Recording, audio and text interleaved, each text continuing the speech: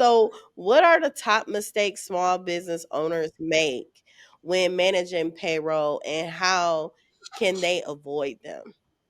Well, one of the big things, and 75%, 80% of all businesses do this, is they misclassify either employees versus independent contractors or hourly versus salary. These are not choices. Somebody can't come to you and say, "Oh, just pay me as an independent contractor on a 1099." That's not their choice. That's not your choice. Now, it's possible under very unique circumstances to structure a contract to make it work that way. But normally, it's a matter of law. There's a whole body of law which changes that defines who's an independent contractor and who's not. When Trump first came into office 8 years ago, he proposed a new rule. His Labor Department had put together a new rule about independent contractors over the course of the term, and it was about to go into effect just after the Biden administration took over.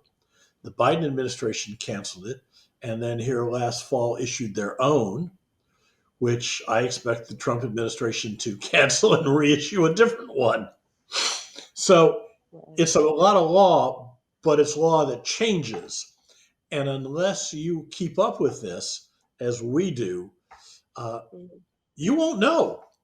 Yeah. So that's one of the big ones is classification of independent contractors versus employees.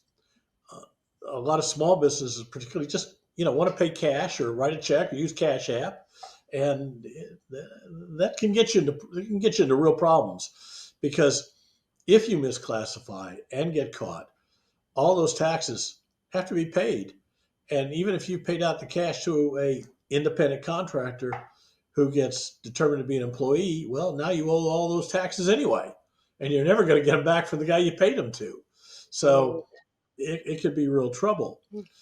The next thing is, as we spoke of, knowing what to do, what to withhold, when to pay it, what to file, when to file it, and as I mentioned, the biggest source of penalties is arithmetical errors. You don't add, subtract, or multiply right. So use a computer,